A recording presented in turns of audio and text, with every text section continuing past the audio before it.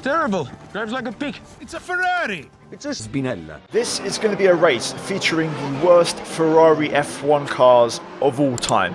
Now, Ferrari have made some stinkers over the years, and we're going to put them all on track at the same time and see which one's the best and which one is the worst. So starting off with the most recent of the bunch, the Ferrari from 2021. Now, this wasn't a terrible car, but it didn't win a race, and that is kind of the benchmark I have for this video. Next up, it's the predecessor, the 2020 Ferrari SF1000.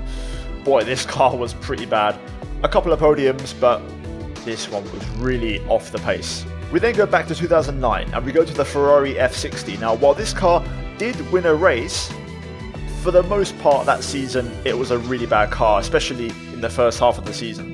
We then work our way to 2005 and of course the infamous Ferrari F2005, which only won one race, and even that one had a massive asterisk on it as it was only a 6-car race in Indianapolis. We then go back to the future, to the Ferrari from 2016, and this car had potential, but in reality didn't win a race and was almost 4th best behind Red Bull, Mercedes and sometimes Williams. Of course, it wouldn't be this video without the infamous F14-T, the infamous 2014 car that understeered and oversteered at the same time. I also covered this car in a separate video, link in the top right, but basically we drove a full race with 20 of these cars on track at the same time. And we now go back to the 90s, the 1992 Ferrari, which was a massive disappointment, especially after 1990 and 91. This car was a massive drop in pace. No real results to really rave about, a couple of podiums, but it was really bad. Right then, let's do this. Time for a race.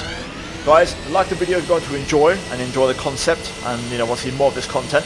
And also, crucially, if you're new, please subscribe. I post a lot of Assetto Corsa content like this on my channel, a lot of experiments and one-off videos. And crucially, we are less than 3,000 subs away, guys, from the big 100k. So if you want to help me get there this year, I would massively appreciate it. So please subscribe if you're new. But anyway, into the racing action, making our way through the first chicane. Let's try and find our confidence. The Variante Tamburello now into Variante Villeneuve. We've got the 2020 and 21 car here going at it as we are going to be mindful. We know that AI can be a bit erratic in Assetto Corsa, so we're just going to try and mind the gap, be a bit cautious as Sainz completely darts me around the outside there. Going to get a run up the hill up towards Piratella turn 9, but not quite close enough to go for the send. Down to Acquaminerale. 6-lap race, so 5 more laps after this, so should give us time to hopefully carve our way through. These mod machines should be the fastest ones, even though the 2020 car was terrible, it's still much faster than some of the other ones we have in this race. Up the inside on Sainz, going to try and go through and leave some space on the left. Racing down to Ravazza. I think we've got that move locked in. We'll brake nice and late just to make sure. But let's see if we can now get past the 2020 car that remains, I believe, the last one. I think it's Sebastian Vettel. Onto the pit straight. 2 places gained on the first lap. Let's see also if there's any carnage down to turn 1. The slower cars, of course, at the front should be filtering through. I've tried to set the grid in, pace, reverse order, so the slowest cars at the front and fastest at the rear, so we get constant action. Good run there through Tamburello. Going to get a run on Seb. Into Villeneuve we go, and through we go. And now we're going to tuck in behind the F60 from 2009. That's Raikkonen. We're going to go around the outside. Still side by side though, as we head up the hill. I think now we've got that one done. And that is now P10 for us. To be fair, it's quite a cool concept because we have a mixed grid. So I believe the 92 car is a V12. So we've got V12, V10, V8 and V6 engines in this little mini race, which is also pretty cool. So we get to compare those as well. Into the chicane, we're going to try and get a switch back there, but we get completely chopped off and blocked off by the 05 car. And look at that drive and acceleration there from the F2005. Not exactly ideal. Down to Ravazza, we're going to have a look around the outside here maybe. Bit of a space, and we're going to get it, I think. Yes, we do. Nice stuff. So make that P9. side by side up ahead as we race down the pit straight into the chicane. Onto lap 3 now. Let's try and close in through here. You can see there's slower cars holding up the traffic up ahead. They're not really going that fast on their own. Good run here. We're going to pull alongside one of the 2014 cars. We're going to clear it easily. You can see that 2014, the first V6 Ferrari, struggling, and we're going to go around the outside of Massa, although Massa pulls back in front in the 09. Going to try and get a slipstream here, but you can see that V8's pulling, so no way through just yet. Let's try and stay close through here. Maybe get a run up into the chicane. Or here actually. Minerale will clear one at a time. So P7, half the cars have been overtaken now. Let's keep it nice and clean for the chicane. Lost a bit of momentum there. Trying to get the drive. We might still have a chance. Closing in on the 2016 car. Not quite close enough though. I'm going to try and stay close through the second Ravazza to get the run onto the pit straight. There we go. DRS, let's open it up. It's close, it's neck and neck. Trying to get a run. Look at this, now we're starting to fly. We're going to clear the second 2005 car of Michael Schumacher. Around the outside, Schumacher's still there. Leaving the room. And now we're in a top 5. Slowly but surely making our way to the front. Up next, the second 2016 car. As we head up to Tosa. Have a look on the brakes. Going to try on the outside, but not a lot of grip. So we'll fall in line behind Seb, who's next up. Let's see if I can try and hook up turn 9 here and get very close. Yep, good exit. Looking.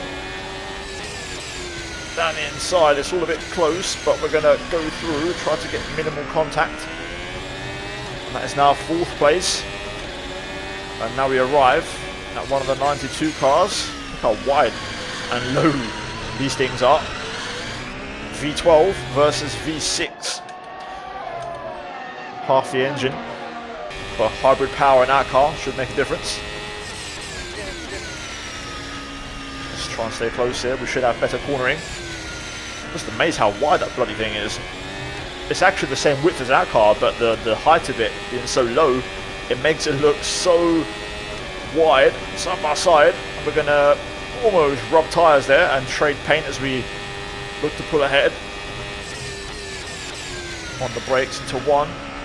I think we're through, yes we are, so top 3. And now getting the run on the other 2014 car, Alonso. Through we go into Villeneuve, and just 1 remains. It's the final 92 car. Alain Prost, I believe, no, that's John Alesi. Oh, off wide there.